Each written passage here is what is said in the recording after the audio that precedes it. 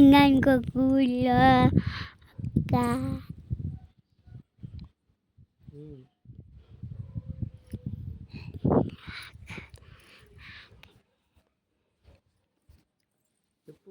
ఒక మామిడికాయ చెట్టు ఉందంట. ఒకరోజు ఆ మామిడికాయకి ఒక మామిడికాయ కుచ్చిపోయిందంట. కొంచెం ఇది బాగానే పండింది అని పీక్కుంటే తిని చూస్తే అది కుచ్చిపోయి ఉందంట. కుచ్చిపోయి ఉంటే ఇంకా ఆయన మళ్ళీ ఇంకొక చెట్టు పెంచిందంట.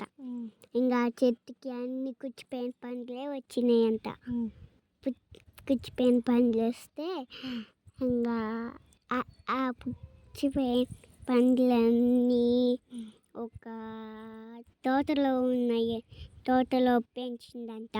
ఆ తోటలో పెంచితే అవన్నీ చాలా పండ్లు వచ్చినాయంట. అన్నీ అవన్నీ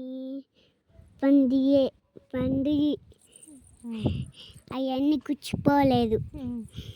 కుచ్చిపోలేదని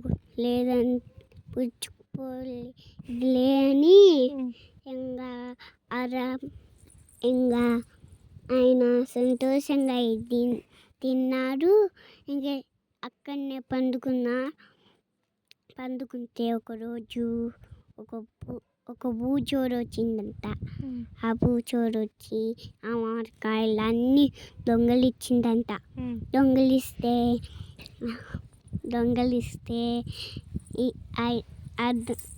దొంగలిచ్చిన పండ్లన్నీ మళ్ళీ వేరే చేతను దాచిపెట్టి మళ్ళీ పాత్ర పోసి అక్కడనే పండుకున్నాడంట. నా చెట్ల పండ్లేయి అని అంటే ఓహో ఈ దొంగనేనా అని ఇంకా ఆయన ఆ దొంగని పోగొట్టిందంట. కొడితే ఆ దొంగ ఏడ్చుకుంటూ పోయి ఒక చెట్టు కింద ఒక మాయా చెట్టు కింద కూర్చుంటే ఏమైంది దొంగ ఏమైంది అని చెప్తే ఒక అబ్బాయి నన్ను కొట్టిండు అని చెప్పిందంట. చెప్తే ఇంకా అది ఆ మాయా చెట్టు ఆయనకి ఒక మంత్రం ఇచ్చిందంట. ఆ మంత్రం ఇస్తే చప్పుడు చెయ్యకు అని కింద అని మాయ అని చెప్పిందంట. ఇంకా అది మాయమైపోయిందంట. ఆయన ఇంకా ఆ దొంగ చప్పుడు చెయ్యి పడు అని చెప్పిందంట. ఇంకా అన్నీ మెల్కుండా కింద పడ్డాయంట. ఇది నిజమేలే, ఇప్పుడు ఆ అబ్బాయి దగ్గరికి పోదాం అని అన్నాడంట. చప్పుడు చేయకుండా కింద పడు అని చెప్తే ఇంకా